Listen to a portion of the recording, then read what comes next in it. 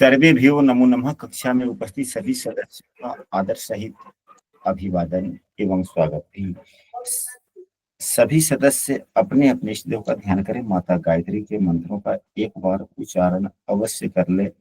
साथ ही अपने प्रेरणा के स्रोत एवं अपने गुरुजनों को भी अंतर्मन से अभिवादन कर ले। हम लोगों के द्वारा प्रतिदिन नियमित रूप से कुंडली फलादेश पर कक्षा आयोजित की जाती है। प्रत्येक बुधवार एवं गुरुवार को हम लोग किसी भी पुस्तक के पन्नों को बहुत पढ़ते हैं एवं उसको फलादेश में उपयोग कैसे किया जाए इस पर आधारित बुधवार एवं गुरुवार को कक्षा होती है।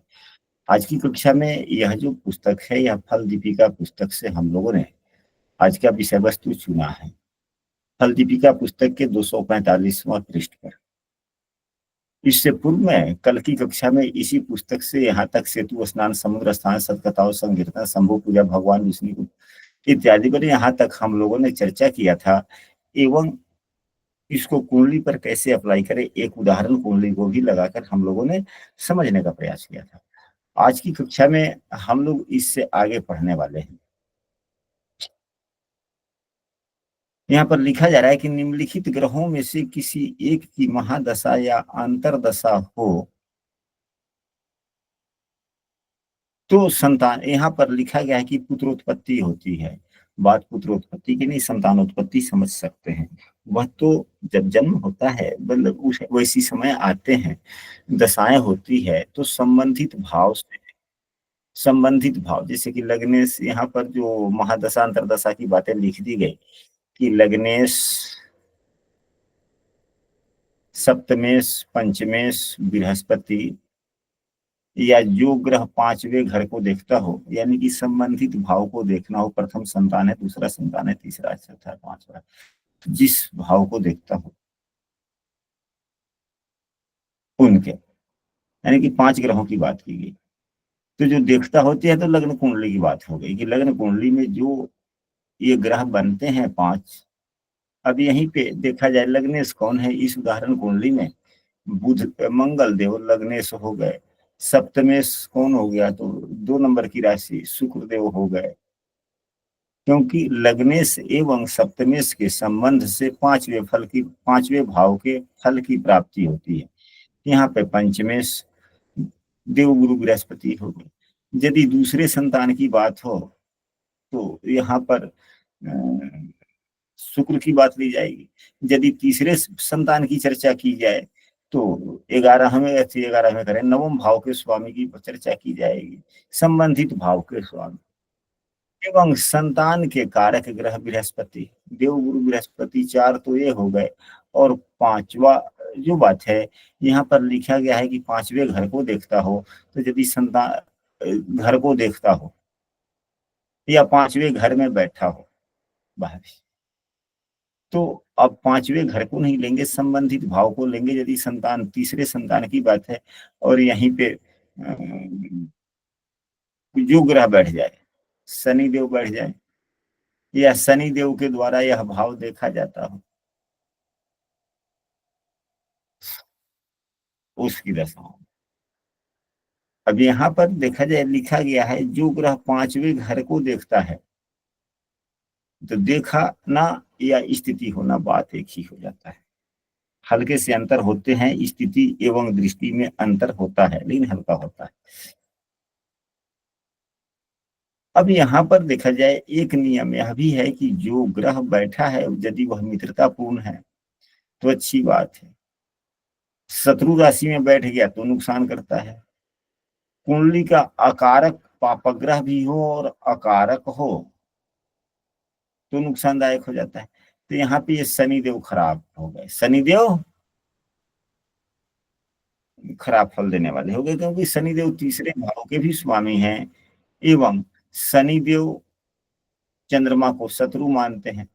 फल तो लेना है इनको, चंद्रमा को देना है शनि को, तो देने वाला अगर लेने वाले को शत्रु मानता हो तो फल नहीं मिलता। लेने वाला चंद्रमा है, देने वाला शनि है, क्योंकि कार्य करने वाला शनि है, तो चंद्रमा कार्य का फल लेना चाहता है, लेकिन शनि ही नहीं देना चाहता, क्योंकि शनि से शत्रु। अगर दोनों मित्र होते तो अच्छी बात होती, या शुभग्रह शत्रु राशि के भी होते हैं तो उतने नुकसानदायक स्थितियां नहीं।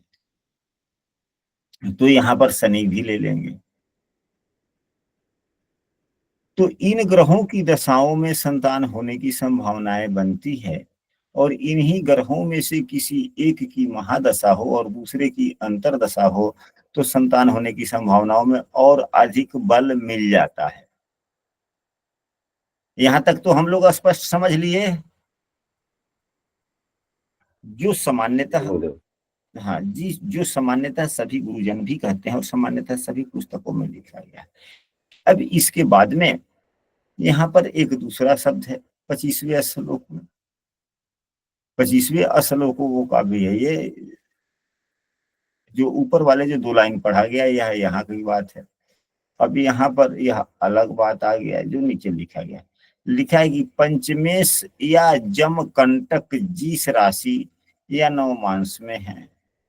अब आपके पंचमेश किस भाव में बैठे हुए हैं? पंचमेश बैठे हैं गुरु जी तृतीय भाव में, तीसरे में। देवगुरु भी कितने अंशों के हैं मालूम है, याद है? जी गुरु जी 12 है। 12 12.5 अंश। 12.5 है तो 12 ही मानिए ना। चौथे नवमांश में हो गए, यानी कि नीच के हैं लेकिन चौथे नवमांश में। तो मकर का चौथा नवमांश कौन सा होता है? मेष का होता है। मेष का होता है। मकर का मेष से ही होगा ना। जी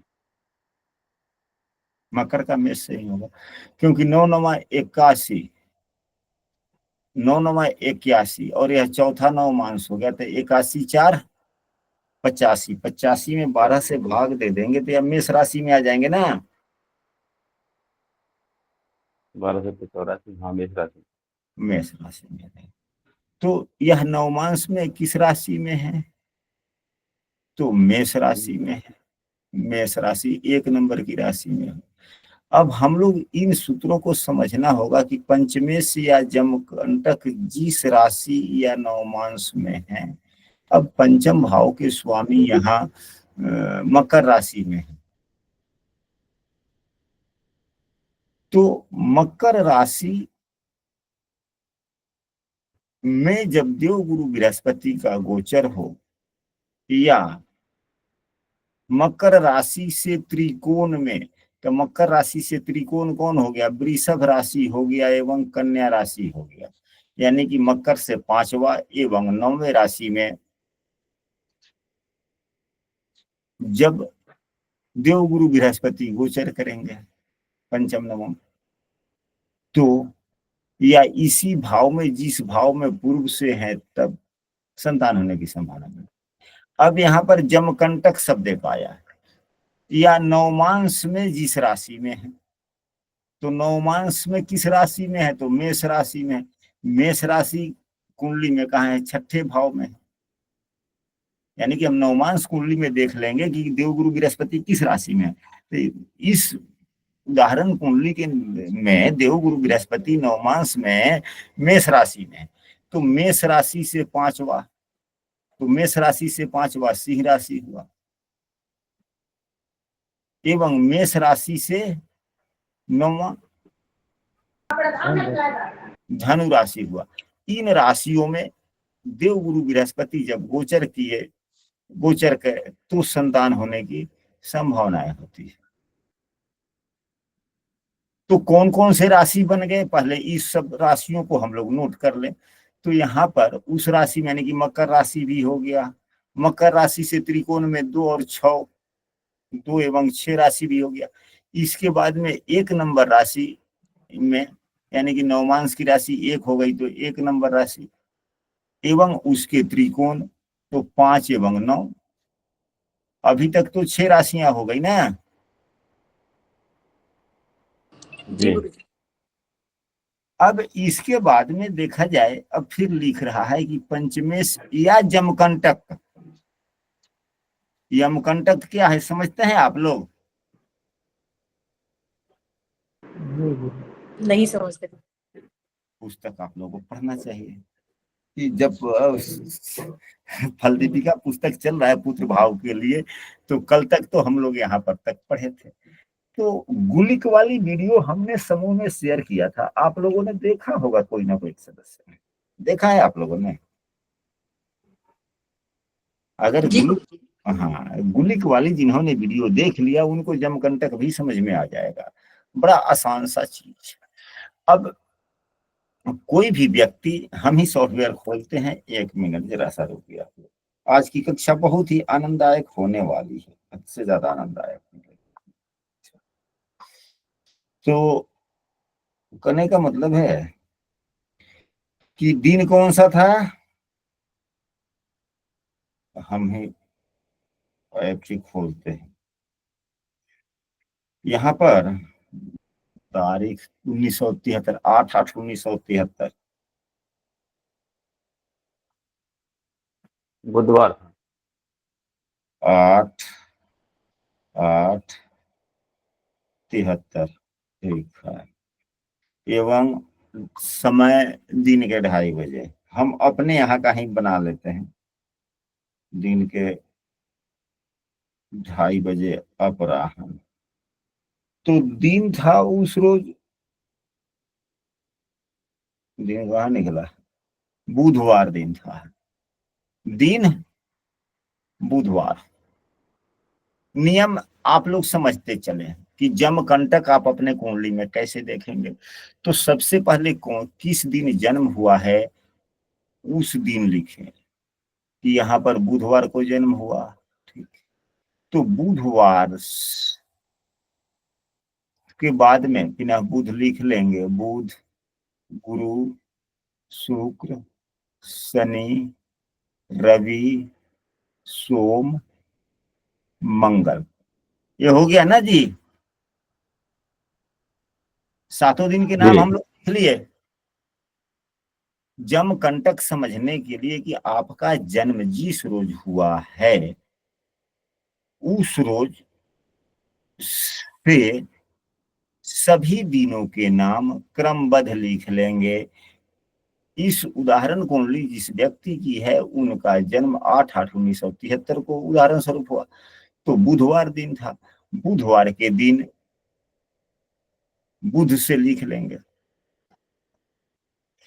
अब जो यह दूसरा जहां पर गुरुवार आया, जहां पर गुरुवार आया यही जमकंटक हो गया, क्या हो गया?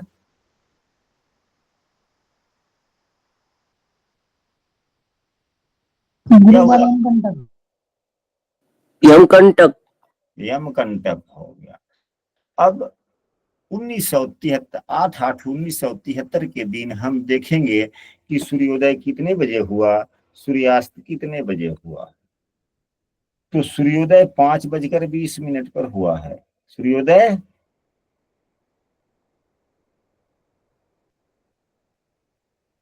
5:20 पर। और यह 8वां महीना है, तो 8वें महीने में सामान्यतः 24 घंटे, 12 घंटे का दिन होता है, सामान्यतः 12 घंटे का दिन होता है। कोई भी सदस्य जरा सा देखे कि उस रोज सूर्योदय एवं सूर्यास्त कितने बजे हुआ था, जिस रोज उनका जन्म हुआ है उस रोज सूर्योदय का तो और सूर्यास्त का। क्योंकि हमने जो ऐप खोला है यहाँ पर केवल सूर्योदय दिया है, सूर्यास्त नहीं दिया। जी गुरुदेव, यहाँ पर दे रखा है 5:44 पर सूर्योदय हुआ है। सूर्योदय जी 5:44।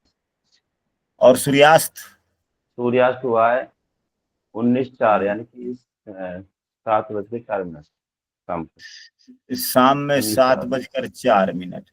अब यहाँ 5:44 हो गया, 5:44 में सूर्योदय, यानी कि 6 बजने में 16 मिनट बाकी थे तब। तो 6 से 6 12 घंटा, और यह कितना 16, 12 घंटा, और यह 7 जो बज गया है तो 13 घंटा, और 16 4 20, यानी कि 13 घंटा 20 मिनट। कितना हुआ? 13 घंटा 20 मिनट। इस 13 घंटा 20 मिनट को हम लोग 8 से भाग दे देंगे। तो 8 से भाग देंगे तो यदि 12 घंटा रहता तो 1.5 घंटे हो जाते ना। लेकिन यहाँ 13 घंटे 20 मिनट है, यानी कि 1 घंटा 20 मिनट अधिक हो गया। तो 1 घंटा 20 मिनट का मतलब होता है 80 मिनट। 80 मिनट में 8 से भाग दे देंगे तो 10 10 आया। 10 यानी कि 1 घंटा 40 मिनट एक पहर का मतलब एक, यह जो 8वां भाग है। 90 मिनट होगा गुरुजी ना? क्या 90 मिनट होगा ना? 1 घंटा, अब 13-20 है ना, तो 12 13-20 है। घंटा। हाँ? हम अब 13-30 हमको दिखाई दिया, हमको 13। अच्छा कोई बात नहीं जी, चलिए ठीक है, होता है। तो 1 घंटा 40 मिनट हो गया। तो 1 घंटा 40 मिनट शुरू वाला जो अधिपति हुए वह बुधदेव हुए सूर्योदय के बाद में। तो यहाँ 5:44 से लेके 1 घंटा 40 मिनट तक कौन हुए? अब 5:44 में 1 घंटा 40 मिनट जोड़ देंगे, जो आएगा 4, 4 4 8, 5 1 6। तो यह 6:84 हो गया। तो 7:24 तक, 7:24 तक यह बुध अधिपति हुए। और 7:24 से लेकर पुनः 1 घंटा 40 मिनट जोड़ देंगे तो 4 यहाँ हुआ, 4 2 6, 6 का 0 हाथ में, 1 और 1 2 और 7 9, यानी कि 9:04 तक यह देव गुरु बृहस्पति देव रहे ना अधिपति। यह अधिपतियों का नाम है कि बुधवार के दिन पहला जो 8 भाग में 1 भाग बुध अधिपति हुए, दूसरा देव गुरु बृहस्पति, तीसरा शुक्र, चौथा शनि। तो ये जो है, यदि गुलिक देखना होता तो हम लोग शनि के अधिपति, शनि के भाग को देखते। जमकंटक को देखना है तो देवगुरु बृहस्पति को देखेंगे, बृहस्पति जी को देखेंगे। देवगुरु बृहस्पति को देखेंगे। नियम यह है कि जो अंतिम समय होता है 9:04, इस समय का लग्न साधन किया जाएगा। जो लग्न आएगा वही जमकंटक लग्न होगा। क्या होगा? जमकंटक। हाँ, जमकंटक लग्न यही होगा उस दिन के लिए। तो अब इनके कुंडली में जन्मकंटक लग्न की जो राशि है वह किस भाव में जा रहा है? तो इसी दिन 8/8/1973 के दिन, अब इस 9/4 को नहीं, इसमें 1-2 मिनट कम कर लेंगे। क्या कर लेंगे? 1-2 मिनट कर लेंगे। लगभग 4 मिनट में लग्न के एक अंशों का अदल बदल होता है। या 9/4 का ही एक लग्न बना लेंगे, मोबाइल में देख लेंगे 8/8/1973 9:04 लग्न देखिए कौन सा लग्न बन रहा है, लग्न का अंश क्या है?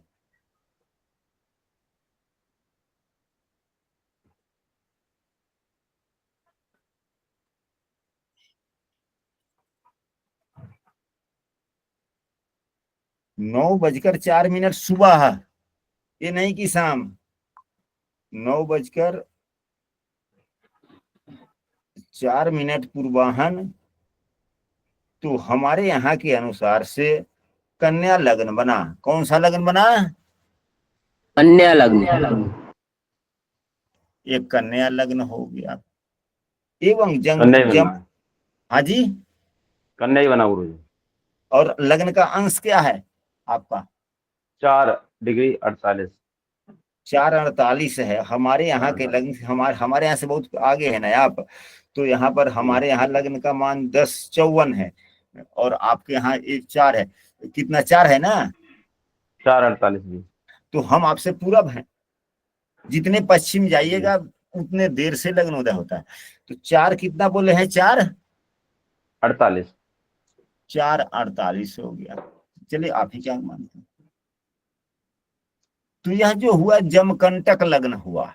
जमकंटक लग्न यही हो गया। अब तो जन्मकंटक लग्न बनाने के अगले कोई समस्या नहीं होगी ना। जी गुरु जी। अगर यही बुधवार के दिन अगर रात्रि का जन्म होता तो रात्रि के लिए जमकंटक कहाँ से शुरू होगा?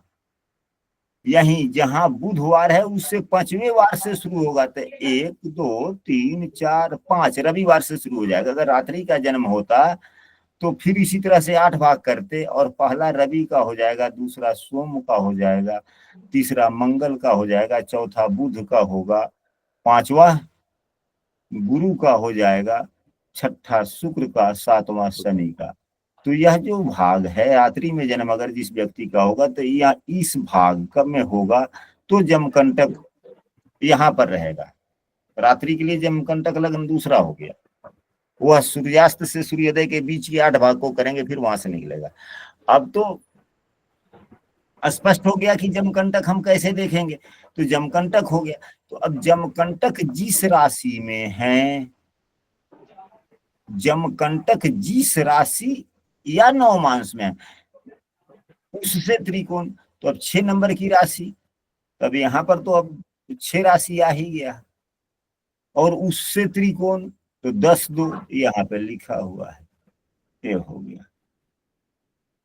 और दूसरा या नवमांश में है उससे, तो यह कन्या राशि का 4 48 यानी कि दूसरा नवमांश हो गया। तो कन्या राशि का दूसरा नवमांश कौन होता है?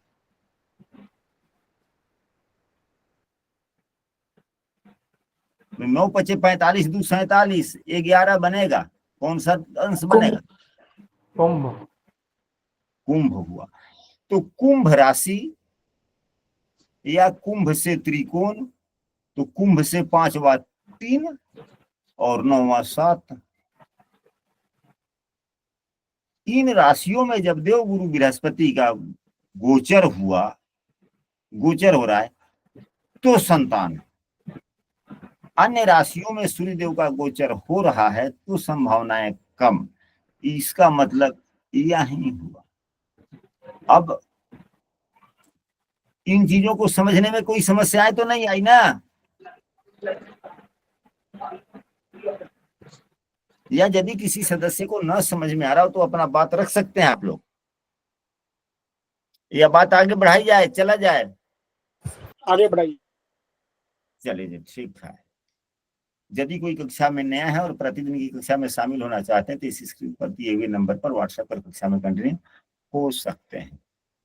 अब इसके बाद में और भी योग दिया जा रहा है कि लग्नेश जब गोचर बस पंचमेश से योग करे, अपनी उच्च राशि में आवे। लग्नेश गोचर बस जब पंचमेश से युक्त हो जाए, अपनी उच्च राशि में आवे, अपनी स्वराशि में आवे, तब पुत्र प्राप्ति हो सकती है, कि संतान हो सकता है। लग्नेश गोचर बस पंचम में आवे या पंचमेश जहां स्थित है उस राशि में आवे तो संतान प्राप्ति के लिए अनुकूल, यानी कि संतान कब तक होने की संभावनाएं हैं। इन चीजों का उपयोग वहां किया जाता है जहां पे संतान बाधा होने की समस्याएं होती है। संतान बाधा होता रहता है, उपाय किए जाते हैं, वो समय पूछते हैं कि कब तक, तो वहां पर उपायों में समय के निर्धारण में यह सभी कार्य जाते हैं।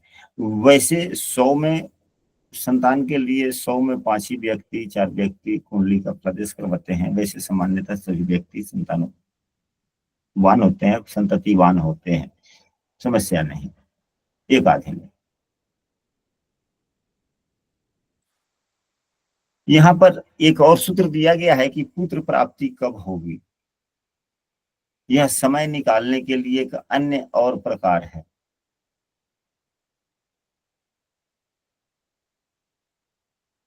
लग्नेश की राशि अंश कला विकला, सप्तमेश की राशि अंश कला विकला, पंचमेश की राशि अंश कला विकला। यह प्रथम संतान के लिए है, यह प्रथम संतान के लिए है।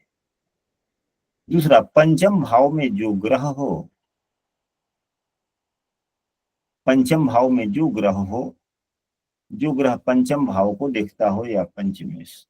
अब यहाँ पर इन सूत्रों को जो हम लोग पिछले कई दिनों से जिस कुंडली पर हम लोग पढ़ रहे हैं उस पर इन सभी सूत्रों को अभी लगाने का प्रयास करते हैं। जो यह पूर्व में जो हम लोगों ने यहाँ पर पढ़ा, तो जिनकी कुंडली है उनके लगभग 15 वर्ष हो गए शादी के, यानी कि कम से कम एक बार से ज्यादा, विवाह के बाद में एक बार से ज्यादा देवगुरु बृहस्पति कम से कम एक बार तो सभी राशियों में गोचर कर ही चुके ना, फिर भी उन्हें संतान प्राप्ति नहीं हुई। कुंडली में समस्याएं हैं तो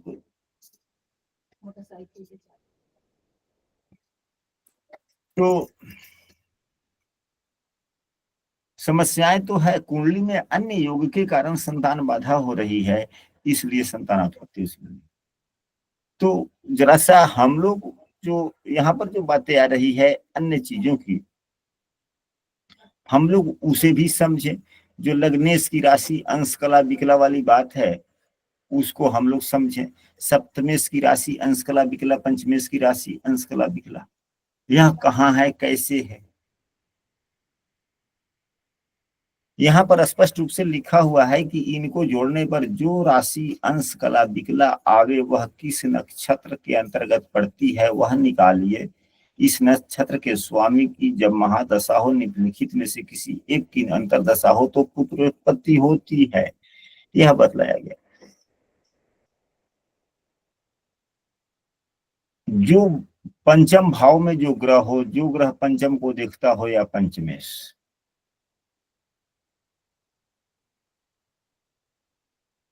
यहाँ पर दो बातें आई कि एक जो ऊपर में तीन स्थितियां दी गई है, तीन स्थितियां जो दी गई है, इन स्थितियों को का जो योग फल होता है वह कहाँ है। व्हाइट बोर्ड खोल रहे हैं, खुल जाएगा अपने आप सब, उसको भी हम लोग समझेंगे।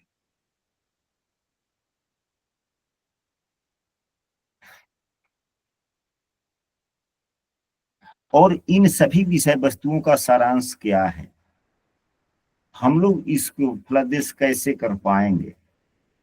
अब यहाँ पर देखा जाए कि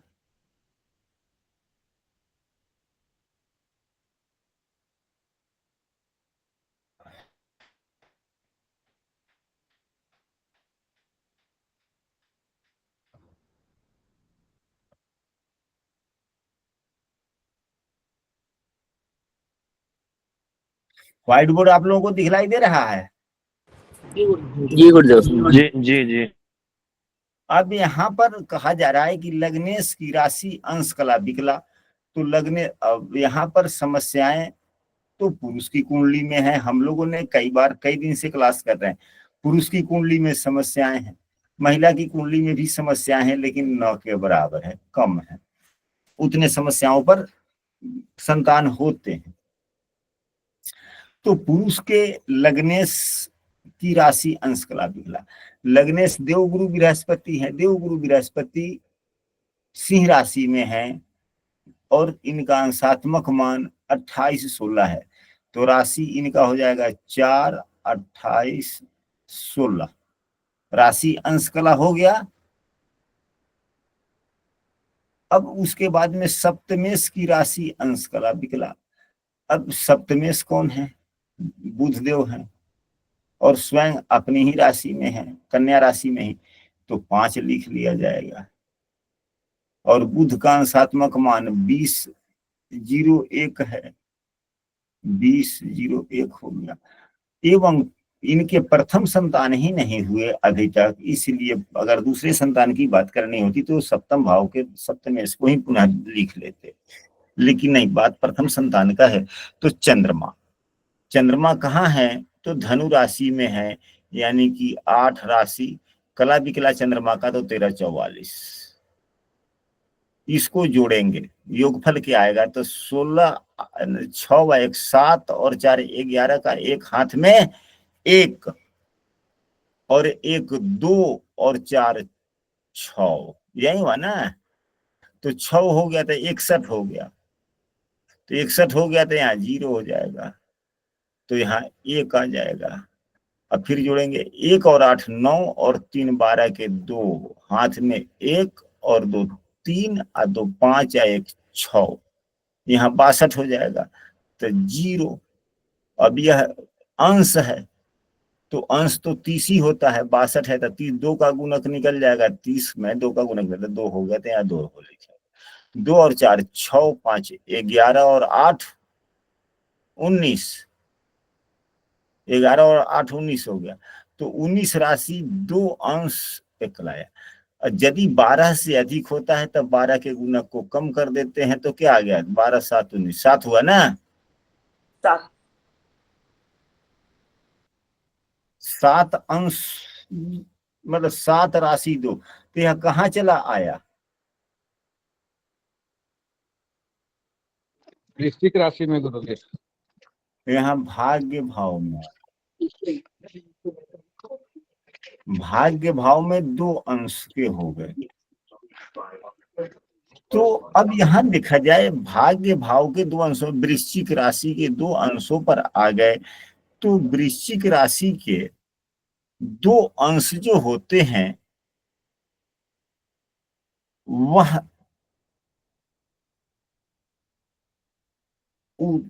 हम लोगों ने अभी पढ़ा है कुछ क्षण पहले कि इन दोनों के सभी को जोड़ने पर जो राशि अंश कला आवे वह किस नक्षत्र के अंतर्गत में पड़ता है। तो वृश्चिक राशि का 2 अंश कितने नक्षत्र में पड़ता है, अनुराधा शनि का है। क्या,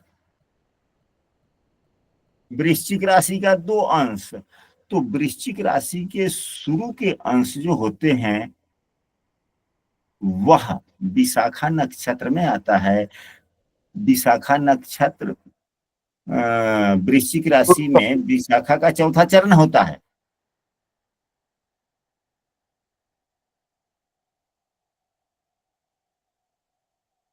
आप लोग समझ सकते हैं, क्योंकि वृश्चिक राशि में ज्येष्ठा नक्षत्र आता है जिसका पूरा चरण होता है, चारों चरण ज्येष्ठा का वृश्चिक राशि में ही होता है, और मूल का चारों चरण धनु राशि में होता है। ज्येष्ठा और मूल गंडमूल नक्षत्र हैं, 8 और 9 नंबर की राशि बन जाती है वहां पे, गंडांत राशि, एक जल तत्व तो दूसरा अग्नि तत्व। ज्येष्ठा वृश्चिक राशि में और मूल धनु राशि में। तो जब ज्येष्ठा अंतिम के 4 चरण, तो अनुराधा उससे पूर्व के 4 चरण और 9 चरण के होते हैं, तो अनुराधा से पूर्व तो, हाँ जी, 2 अंश है तो विशाखा में ही रहेंगे ना। हाँ विशाखा, वही तो कह रहे हैं। तो विशाखा, और विशाखा के स्वामी कौन होते हैं, देवगुरु बृहस्पति स्वयं होते हैं। विशाखा के स्वामी देवगुरु बृहस्पति स्वयं होते हैं। स्वयं होते हैं। अब यहां से देखा जाए तो नक्षत्र निकालिए, किस नक्षत्र में पड़ती है। इस नक्षत्र के स्वामी की जब महादशा हो तब महादशा देवगुरु बृहस्पति की, ये महानुभाव साहब की देवगुरु की महादशा यहाँ पर लिखे हैं कि ना लिखे हैं, हम महादशा नहीं लिखे हैं, लिखे तो हैं। अभी वर्तमान में किसकी महादशा चल रही है, राहु की महादशा में। राहु की अंतरदशा है जो 10-25 तक चलेगा।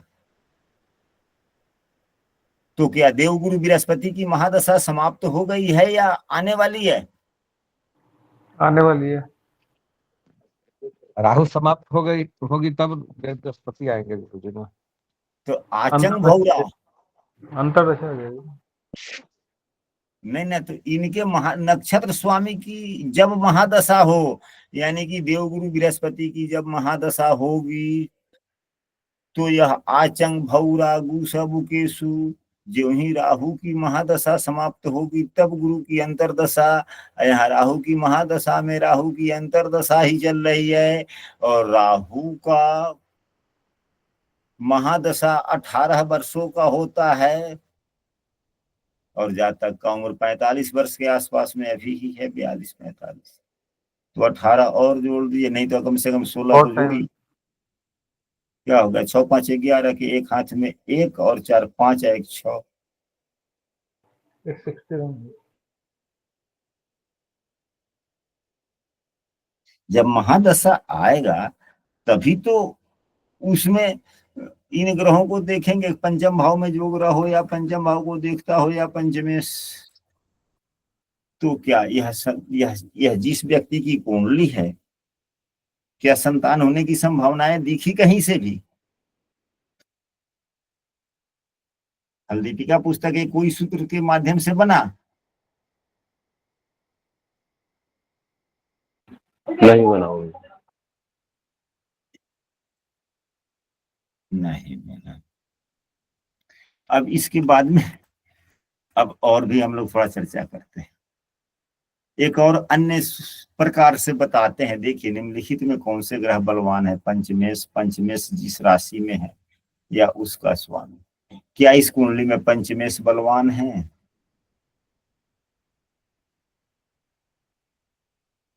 पंचम भाव के स्वामी चंद्रमा बनते हैं, चंद्रमा धनु राशि में है, इस पर किसी भी पाप ग्रह का, मंगल का दृष्टि नहीं है, शनि का दृष्टि नहीं है, केतु का नहीं है, राहु का नहीं है। ठीक है, अब यहाँ देखिए चंद्रमा को, यहाँ भी पंचमेश है, तो चंद्रमा कहाँ है? यहाँ पर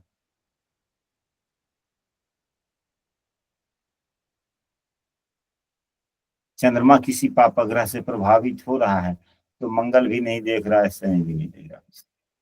सामान्यतः तो चंद्रमा ठीक ठाक हो गया ना। D7 कुंडली में सूर्य चंद्रमा की युति होने से चंद्रमा अस्त नहीं होगा, और इस कुंडली में चंद्रमा अस्त भी नहीं है, क्षीण भी नहीं है, सूर्य से चौथे चंद्रमा है। तो सूर्य से चौथे चंद्रमा है, तो चंद्रमा को अस्त कहा जाएगा? नहीं कहा जाएगा, मध्यम कहा जाएगा। पूर्ण बली नहीं है तो कमजोर भी नहीं। पंचमेश ठीक है। पंचमेश जिस राशि में है उसका स्वामी तो देवगुरु बृहस्पति ठीक ठाक है, लेकिन छठे भाव में, तो छठे भाव में बैठे हुए ग्रह अच्छे फल नहीं देते हैं।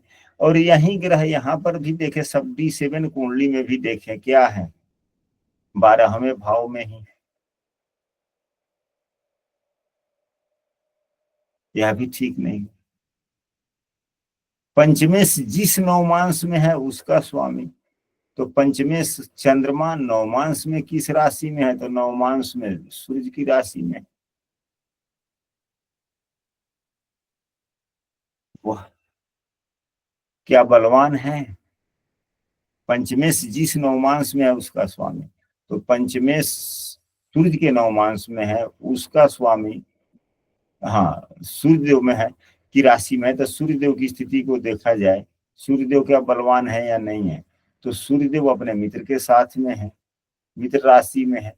सूर्य भले बुध को शत्रु न मानते हो, सम तो मानते हैं, लेकिन यह जिसकी राशि है बुध की, बुध तो सूर्य को मित्र ही मानता है। तब बात यह है कि जो ग्रह जहां बैठा हुआ है उस राशि का स्वामी यदि मित्र मानता है तो अच्छी बात, लेकिन तत्कालिक शत्रुता है। तो तत्कालिक शत्रुता जीवन के हर क्षेत्र के लिए, क्या पुत्र संबंधी, तो पुत्र संबंधी क्षेत्र के लिए तत्कालिक शत्रुता लागू नहीं होगा, क्योंकि सूर्य एवं बुध सप्तमांश कुंडली में नवम पंचम का संबंध।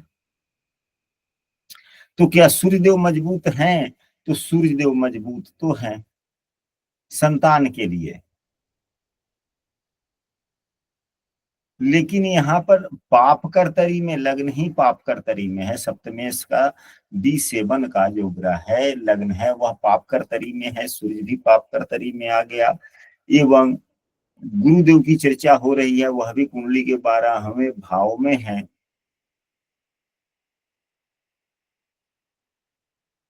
और राहु से दृष्टि भी है देवगुरु बृहस्पति, D7 कुंडली में हरी समस्या। बृहस्पति जिस राशि में है उसका स्वामी, या बृहस्पति जिस नवमांश में है उसका स्वामी, कौन बलवान है? कोई दोष मुक्त तो हो सभी, कुछ ना कोई ना कोई। तो बृहस्पति जिस राशि में है, तो देवगुरु बृहस्पति कहाँ है? देवगुरु बृहस्पति इस उदाहरण कुंडली में यहाँ पर है, जिस राशि में है उसका स्वामी सूर्यदेव।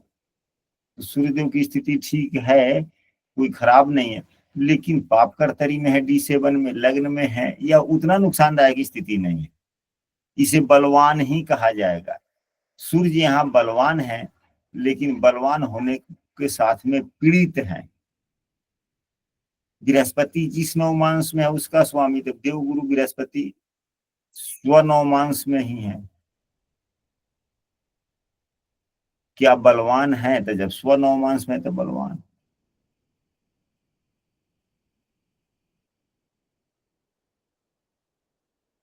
तो जो ग्रह बलवान है और अच्छे फल देने वाला है, उनकी दशाओं में पुत्र उत्पत्ति की संभावनाएं होने की संभावना बनती है।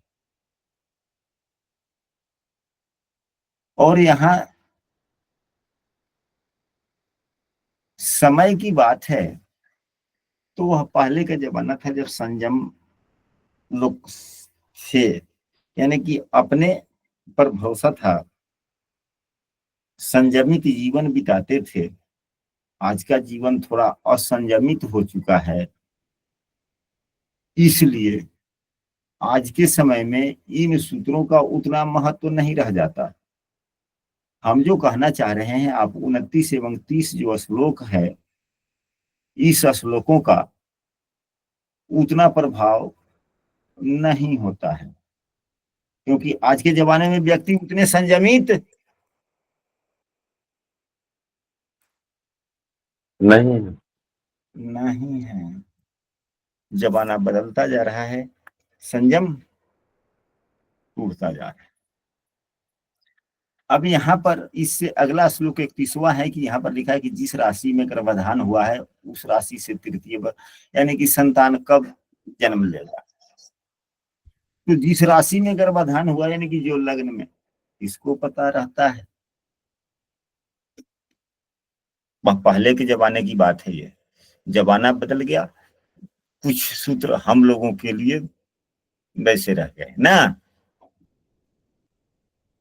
अब यहाँ पर आगे आया जाए, जैसे जन्म कुंडली से संतान का विचार करना बताया गया है, वैसे ही निम्नलिखित समयों से भी समय की कुंडली बनाकर यह निर्णय कर सकते हैं संतान संबंधी क्या भविष्य। कहने का तात्पर्य यह है कि इस अध्याय में ग्रहों की सुविधा का जो सिद्धांत बतलाए गए हैं केवल जन्म कुंडली में ही नहीं अपितु निम्नलिखित कुंडलियों पर भी लागू करना चाहिए। प्रश्न कुंडली अर्थात प्रश्न करते समय की कुंडली, बच्चे को दत्तक पुत्र लेते समय कुंडली, यानी कि आप कहीं जा रहे हैं अनाथाश्रम से ही बच्चा को ले रहे हैं, तो जिस समय आप एग्रीमेंट साइन कर रहे हैं या पेपर पर साइन कर रहे हैं लेने के लिए, उस समय की कुंडली बना लें, वहीं उस बच्चे की जन्म कुंडली हो गई। उपनयन की समय की कुंडली, उपनयन जिस समय मान लीजिए कि किसी बच्चे के पास में कुंडली नहीं है, यज्ञोपवीत उसका हो रहा, तो जनेऊ जिस वक्त उसके गर्दन में डाला जाए 5 व्यक्तियों के द्वारा, उस समय जो लग्न व्यतीत हो रहा है, लग्न का अंश वही। कन्यादान के समय की कुंडली, यदि किसी कन्या का जन्म तो हुआ है, जन्म कुंडली नहीं है, तिथि डेट ऑफ बर्थ नहीं है, तो जिस समय कन्यादान हो रहा हो, कन्यादान का मुख्य संकल्प हो रहा हो, उस समय की जो लग्न होता है, जो कुंडली बनती है, वह कुंडली। यह भी है जब कन्या को पहली बार जो दर्शन हो, उस समय की कुंडली उस महिला के लिए, कन्या के लिए हो।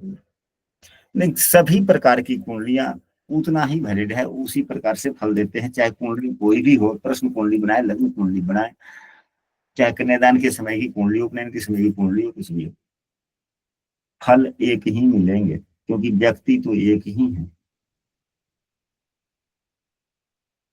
तो यह फल दीपिका पुस्तक पुत्र भाव समाप्त हुआ। हम लोग आने वाले दिनों में अब संतान से संबंधित जिस प्रकार के आप लोगों के प्रश्न वंचित रह रहे हैं, कृपया आप लोग समूह में लिखेंगे, और हम लोग D3 के बाद में D4 कुंडली नहीं,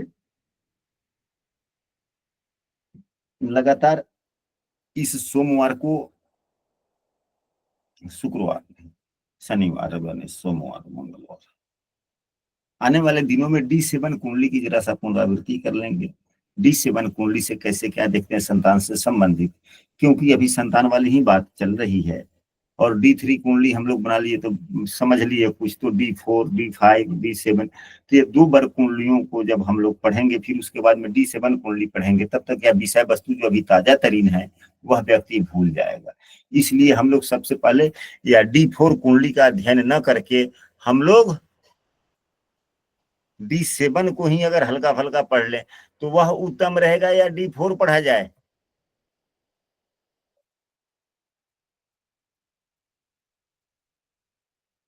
हाँ जी, हमारे कहने हाँ जी D7 कुंडली गुरुजी। हाँ जी, D7 ही हम लोग अध्ययन कर लेंगे। और इसके बाद में परसों शनिवार है और महीने का आखिरी शनिवार है, और हम लोग का जो नियम बना है आप लोगों को याद है? जी गुरुजी। अरविंद गौर जी भी हैं और ब्रजेश कुमार पाठक जी भी हैं। तो इस शनिवार के दिन आप दोनों में से किसका नाम दिया जाए?